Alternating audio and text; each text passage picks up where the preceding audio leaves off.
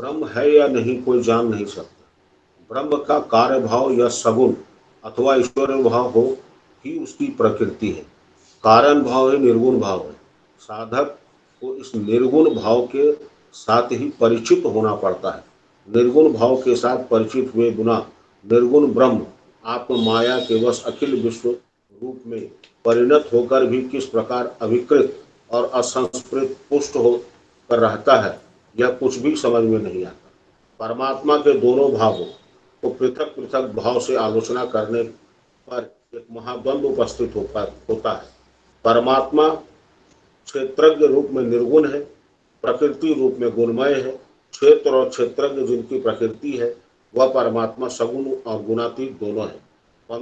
परंतु क्षेत्र क्षेत्रज्ञ के बिना प्रकाशित नहीं होता और क्षेत्रज्ञ भी क्षेत्र के बिना नहीं रहता। अतएव इसका मतलब यह हुआ कि भगवान की जो विश्व लीला दिख पड़ती है उसको स्वप्न कहकर स्वीकार करने का कोई उपाय नहीं है। उसके भीतर शुद्ध ज्ञानात्मक भाव को पुरुष या क्षेत्रज्ञ तथा इस लीला के अधिष्ठान या आश्रय वाली वस्तुओं के समूह को क्षेत्र कहते हैं। प्रकृति से जो महान या बुद्धि उत्पन्न होती है, वेदांत उसको ही भगवत इक्षण कहता है। भगवान से भगवत इक्षण का कार्यतः स्वतंत्र बोध होने पर भी वह उनकी अपनी शक्ति का विलास मात्र है, अन्य कोई आगंतुक पदार्थ नहीं है। यह ईक्षण ही भगवान माया है। यह माया जब लीला विलास के हेतु बहिर्मुख होती है तभी उसमें अहंकार उत्पन्न होता है, अर्थात चैतन्य का बाह्य स्फुरन होता है। जैसे सुषुप्ता अवस्था से स्वप्नावस्था का स्फुरन होने पर अपने आप का कुछ भान होने लगता है, इसी आलोचना या मनन क्रिया से मन होता है। पश्चात वह बहुधा संप्रशासित होकर श्रवण दर्शन स्पर्शनादि की इच्छा उत्पन्न करता है। इस इच्छा से इंद्रिय शक्ति का विकास होता है। इंद्रिय शक्ति के प्रकटित होने पर उसकी क्षुधा के निवारण के लिए इंद्रियों के भोग स्थूल जड़ जगदादि उत्पन्न होते हैं, परंतु सबके मूल में उसकी वह अनादि इच्छा एको हम बहुश्याम रहती है। परमात्मा की अनादि इच्छा या संकल्प ही माया है। भगवान ने गीता में माया को त्रिगुणात्मिका दैवी और दुस्तरा कहा है। आचार्य शंकर ने देवी शब्द का अर्थ किया है दैवी देवस्य मशेश्वरस्य विष्णु स्वभाव मुक्ता देवो देव परमेश्वर विष्णु स्वरूप मैं हूँ, अतः मेरी स्वभाव भूता होने के कारण वह माया देवी है। आचार्य रामानुज कहते हैं देवेन क्रिया प्रवृत्तेन माया चो निवर्तिता। लीला में प्रवृत्त भगवान ने लीला के लिए माया प्रस्तुत की है, वह माया भी अनिविचार्य है।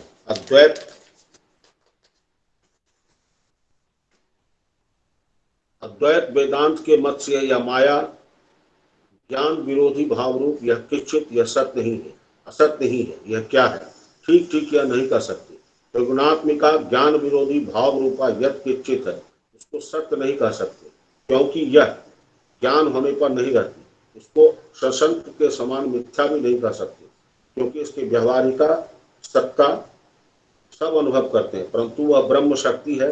तब ब्रह्म के समान सदस्तु न होने पर भी अत्यंत असत्य भी नहीं है। यह ज्ञान विरोधी है, क्योंकि जब तक माया का गुण का खेल रहता है तब तक ज्ञान नित्य वस्तु होकर भी आवृत्तवत प्रतीत होता है। यही आवरण माया का आवरण है, परंतु तंत्र शास्त्र माया के वस्तु नहीं कहते।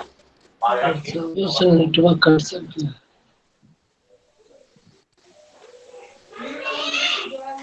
अतिथि प्रतिपाद उस आत्मा का स्वरूप अनुवादित प्रमाण का विषय नहीं है। यह आत्म पदार्थ को जाति गुण क्रिया और संज्ञादि के द्वारा निर्देश नहीं कर सकते, इसलिए वह अनिर्देश्य। इसके समान वित्तीय पदार्थ के अभाव के कारण यह उपभार रहित है। यह जन्म मरण आदि भाव विकारों के शून्य होने पर वह अनामय है। वह आत्म स्व से देख सकती है, जो माया नाम से विख्यात है। स्वशक्तिय समायोगाद अहं बीजात्मा गता स्वारंभ ताश्च देव स्व समागतम। मैंने निर्गुण होकर भी स्वशक्ति के समायोग से जगत के कारण तत्व को प्राप्त किया है। यह माया अविद्या शक्ति द्वारा आत्मा को आवृत करती है। इस कारण माया में स्वाश्रय व्यामोहकता रूप दोष विद्यमान है।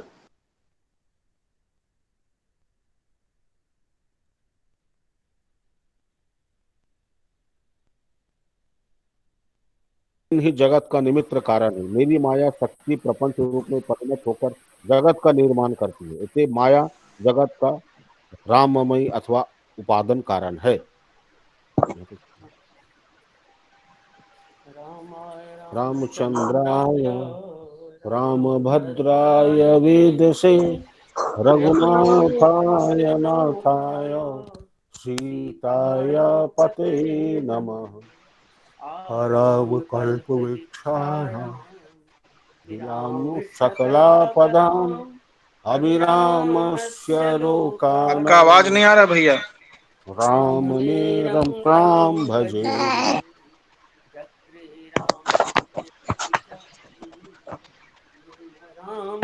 आवाज नहीं आ रहा है, आवाज नहीं। म्यूट हो गया, म्यूट। वाल्मीकिं मधुपं भजे स्मरन्तं राम रामेति तरन्तं भवसागरं चरन्तं अमृतारण्ये तं नमामि कपीश्वरम्। सीताराम राम राम मेरे प्रभु राम राम राम राम मेरे प्रभु राम राम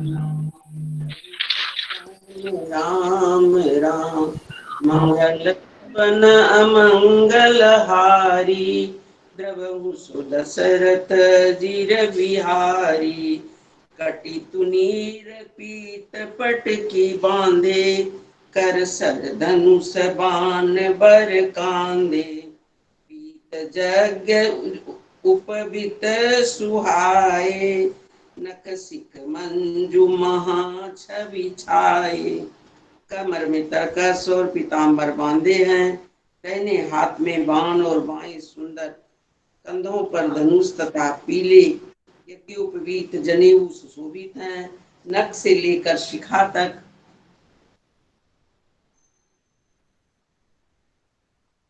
सब अंग सुंदर, उन पर महान शोभा छाई हुई है। देखी लोग सब भये सुखारे एकटक लोचन चलतन तारे हर से जनकु देखी दो भाई मुनि पद कमल गहे तब जाई। उन्हें देखकर सब लोग सुखी हुए, नेत्र एकटक निमेष शून्य है और तारे पुतलियां भी नहीं चलती। जनक जी दोनों भाइयों को देखकर हर्षित हुए। तब उन्होंने जाकर मुनि के चरण कमल पकड़ लिए। करी विनती निज कथा सुनाई रंग अवनि सब मुनि दिखाई। जहाँ तह जाई कुंवर बर दो तह तह चकित चितव सब को। विनती करके अपनी कथा सुनाई और मुनि को सारे रंगभूमि यज्ञशाला दिखलाई। मुनि के साथ दोनों श्रेष्ठ राजकुमार जहाँ जहाँ जाते हैं वहाँ वहाँ सब दिखलाई।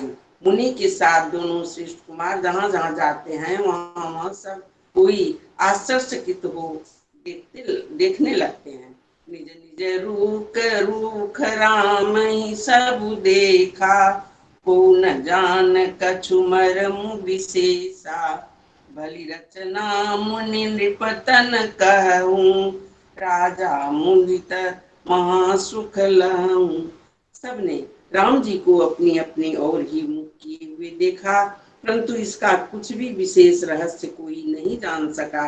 मुनि ने राजा से कहा, रंगभूमि की रचना बड़ी सुंदर है।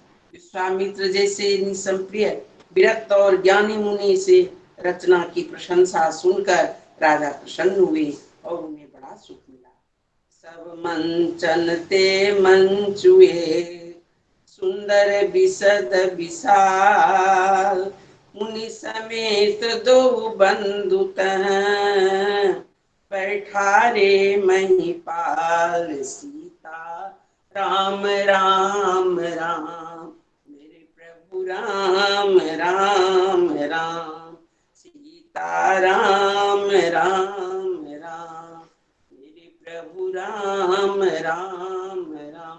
मंगल भवन अमंगल हारी, प्रभु सुदशरथ अजीर बिहारी। सब यज्ञों में एक मंच अधिक सुंदर, उज्जवल और विशाल था। स्वयं राजा ने मुनि सहित दोनों भाइयों को उस पर बैठाया। प्रभु ही देखी सब निपहि हारे, जनु राकेश उदय भय तारे। असी प्रतीति सबके मन माही, राम चाप तोरप सक नाही। प्रभु को देखकर सब राजा हृदय में ऐसे हार गए, निराश एवं उत्साहहीन हो गए, जैसे पूर्ण चंद्रमा के उदय होने पर तारे प्रकाशहीन हो जाते हैं। उनके तेज को देखकर सबके मन में ऐसा विश्वास हो गया कि रामचंद्र जी ही धनुष को तोड़ेंगे, इसमें संदेह नहीं। विष्णु भजन भंजहु सब धनुष विशाला, मिलहि सिया राम उरमाला। अस विचारी गबनहु घर भाई, जसु प्रताप बलु तेजु गमाई। इधर उनके रूप को देखकर सबके मन में यह निश्चय हो गया कि शिव जी के विशाल धनुष को जो संभव है न टूट सके, बिना तोड़े तो सीता जी श्री रामचंद्र जी के ही गले में जयमाल डालेंगी, अर्थात दोनों तरह से ही हमारी हार होगी और विजय श्री रामचंद्र जी के साथ होगी। इसको लगा दो रे।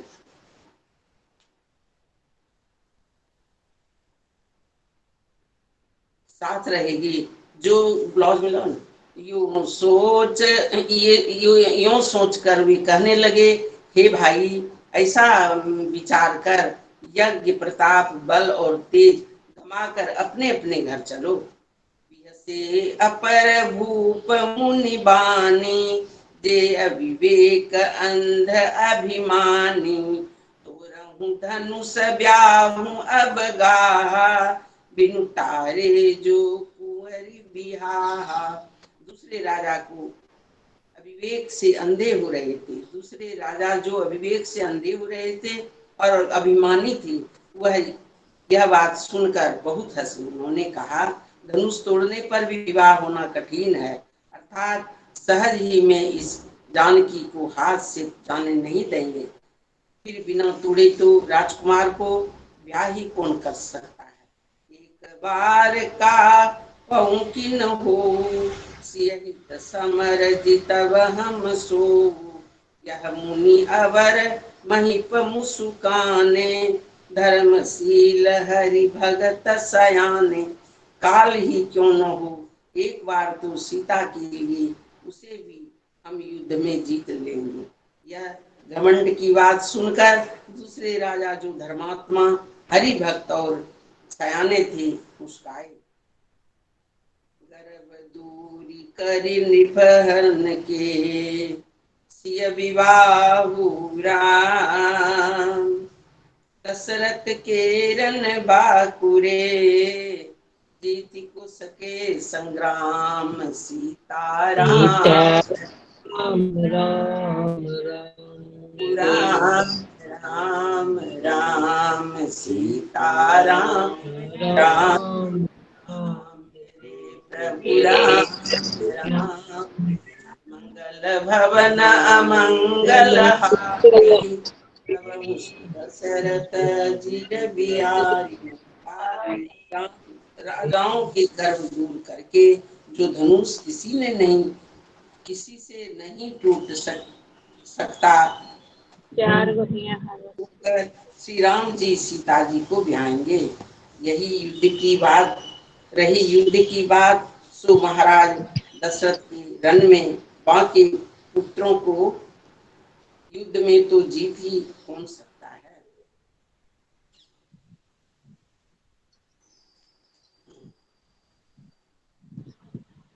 नहीं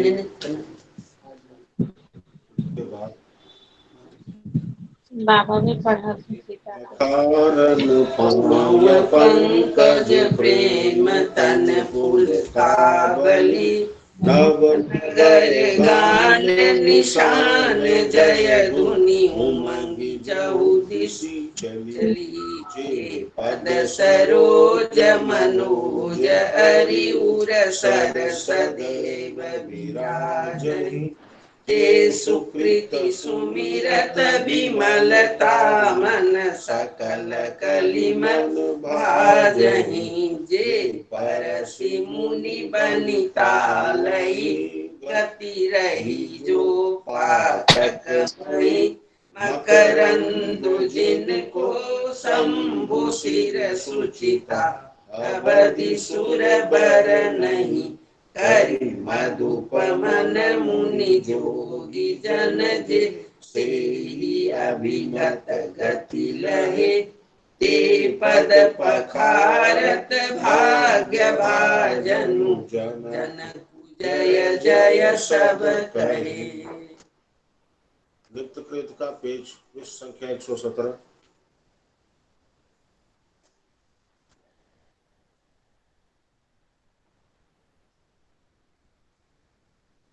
अधरं मधुरं वदनं मधुरं नयनं मधुरं हसितं मधुरं हृदयं मधुरं गमनं मधुरं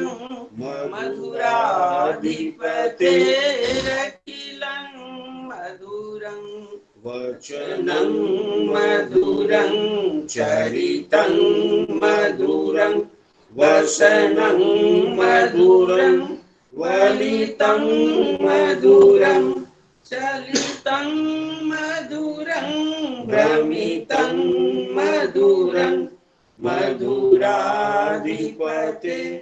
रखिलं मधुरं वेणुर्मधुरो रेणुर्मधुरः पाणिर्मधुरः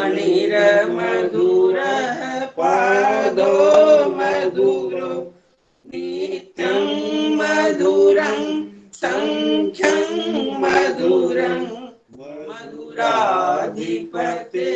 मधुराधिपतेरखिलं मधुरं गीतं मधुरं पीतं मधुरं भुक्तं मधुरं सूक्तं मधुरं रूपं मधुरं तिलकं मधुरं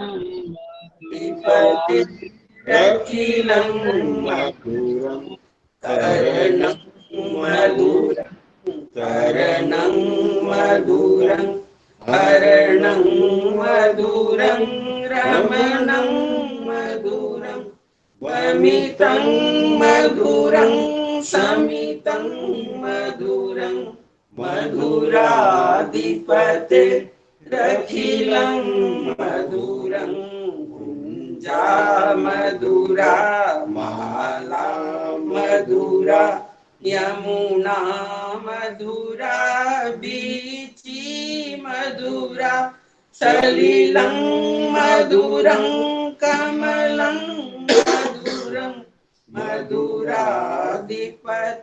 मधुराधिपतेरखिलं मधुरं गोपी मधुरा लीला मधुरा युक्तं मधुरं भुक्तं मधुरं हृष्टं मधुरं श्रेष्ठं मधुरं मधुराधिपतेरखिलं मधुरं गोपा मधुरा गावो मधुरा यष्टिर्मधुरा श्रेष्ठिर्मधुरा दलितं मधुरं फलितं मधुरं मधुराधिपतेरखिलं मधुरं श्री कृष्ण गोविंद हरे मुरारे हे राम नारायण वासुदेव श्री गुरु चैतन्य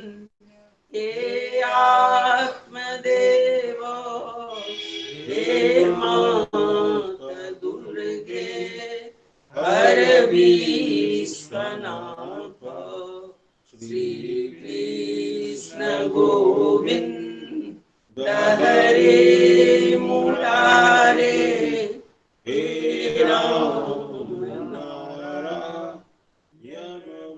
वासुदेव, श्री गुरु चैतन्य हे आत्मदेव, हे माता दुर्गे हर विश्वनाथ, श्री कृष्ण गोविंद हरे मुरारे, हे राम नारायण वासुदेव, श्री गुरु चैतन्य हे आत्मदेव, हे माता दुर्गे हर विश्वनाथ, श्री कृष्ण गोविंद हरे मुरारे, हे राम नारायण वासुदेव, श्री गुरु चैतन्य हे आत्मदेव, हे माता दुर्गे हर विश्वनाथ, श्री पुण्य श्लोको नरो राजा, पुण्य श्लोको युधिष्ठिरः, पुण्य श्लोका च वैदेही, पुण्य श्लोको जनार्दनः, जवा कुसुम संकाशं काश्यपेयं महादुतिं, त्वान्तारिं सर्वपापानं प्रणतोऽस्मि दिवाकरं, वक्रतुण्ड महाकाय सूर्यकोटि समप्रभ, निर्विघ्न कुरु देव सर्वकार्येषु सर्वदा, वासुदेव प्रपन्नोऽस्मि प्रणमामि पुनः पुनः, जरामरण भीतोऽस्मि पाहि मां मधुसूदनं, हे नीलकण्ठ वृषभध्वज पञ्चवक्त्र लोकेश शेषबलयः प्रमथेश सर्व, हे दुर्जते पशुपते गिरिजापते मां, संसार दुःख गहनाय जगदीश रक्ष, सर्वबाधा विनिर्मुक्तो धन्यधान्य सुतानि च, मनुष्यो मत्प्रसादेन भविष्यति नो संशय, सर्वे भवन्तु सुखिनः सर्वे सन्तु निरामया, सर्वे भद्राणि पश्यन्तु मा कश्चित् दुःखभाग् भवेत्। अब आज का संदेश, आप लोगों को ऐसा पता है कि पिछले 14 तारीख को बाबा गिर गए थे घर पर, पाँव में फ्रैक्चर है, बहुत सीवियर ऑपरेशन हुआ है, अभी भी अस्पताल में ही है, लेकिन गुरु संदेश को तैयार करवा चुके थे। यद्यपि कोरोना का लहर धीरे धीरे कम हो रहा है, तथापि उसका भय अभी भी व्याप्त है। मुझे लगता है कि अब कोरोना अपने अंतिम समय तक धीरे धीरे भय भी खत्म हो जाएगा, सामान्य स्थिति बहाल हो जाएगी। जब तक ऐसा नहीं होता तब तक मास्क पहनकर एवं दूरी बनाकर रखना आवश्यक है। समय अपने गति के अनुसार चलता है, लेकिन ये गति बदलेगी, धीरे धीरे जीवन सामान्य हो जाएगा। इस बीच एक अच्छी बात यह हुई कि लोगों में आध्यात्मिक रुचि जगी। उन्हें नहीं चाहते हुए भी रामायण और महाभारत देखने लगे तथा दान की प्रवृत्ति बढ़ी। सच है, हर एक बुराई में कुछ अच्छाई छुपी रहती है। आप लोगों को जानकर दुख होगा कि 14/6/21 को मैं फिर गिर गया और मेरे दाहिने पैर, जिसमें पहले से 3 ऑपरेशन हुआ है, उसमें फ्रैक्चर हो गया है। पिछले कष्ट को याद करके दिल दहलता है, लेकिन क्या किया जाए, नियति के इन बादलों को देखकर मन में घबराहट है, पिछले दर्द का भय है तथा आईसीयू की पीड़ा को याद करके मन विचलित हो रहा है। लेकिन जो भाग्य में लिखा है उसे कौन टाल सकता है। एक सहारा है गुरु महाराज का, और ये विश्वास कि वो सब ठीक कर देंगे। यदि सबसे बड़ा बल है, यही सबसे बड़ा संबल है। हमारे शुभचिंतक भाई, पत्नी, बच्चे हमसे ज़्यादा चिंतित हैं। ये चिंता भी हमको डरा रहा है।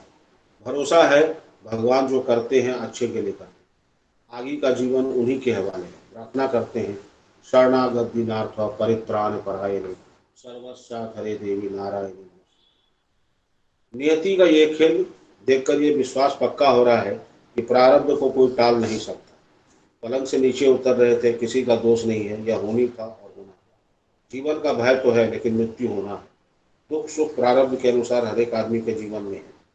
सीता का जनक ऐसा पिता, दशरथ ऐसा ससुर, राम के ऐसा पति होते हुए भी वन जाना पड़ा। राजा हरिश्चंद्र इतने सत्यवादी और धार्मिक थे, उन्हें भी बनारस में एक चंडाल के हाथों मरना बिकना पड़ा। राजा युधिष्ठिर इतने धार्मिक और सत्यवादी थे, उन्हें भी 13 वर्ष तक वनवास का कष्ट भोगना पड़ा। द्रौपदी ने क्या क्या कष्ट नहीं उठाया। भीष्म पितामह 6 महीने सर सज्जा पर लेटे रहे। सबों को अपना प्रारब्ध भोगना ही पड़ा, और हम और आप कैसे बच सकते हैं? आज का कर्म ही कल का प्रारब्ध बनता है। जो हम कर चुके हैं उसे बदल नहीं सकते, लेकिन जो कर रहे हैं वो आपके हाथ में है। हम लोग धर्म का पालन करें, करते हुए जीवन यापन करें। अपना भलाई तो सब चाहता है, लेकिन दूसरों की भलाई भी हो, कमाई भी हो और भलाई हो, ये सबकी भावना है। या जिसकी भावना है वही धार्मिक है, और जिस प्रक्रिया में ये भावना जगे वही धर्म है। दुखों से हमें ये पता चलता है कि हमने कहीं धर्म छोड़ा था, और सुख से हमें ये पता चलता है कि हमने कभी धर्म का पालन किया। अतः आज से, अभी से रोज भगवान का स्मरण करें, सबके कल्याण के लिए भगवान से प्रार्थना करें, और जो बन पड़े वो दूसरों की मदद करें। सबके कल्याण की भावना में ही अपना कल्याण है। आज का संदेश बहुत व्यावहारिक है, इसे अपने जीवन में उतारने की कोशिश करें। जय। आप सबसे विनती है कि बाबा के लिए भी थोड़ा सा अलग से साधन करें, पूजा करें, ताकि वो अपने कष्ट से निकल सके। जय।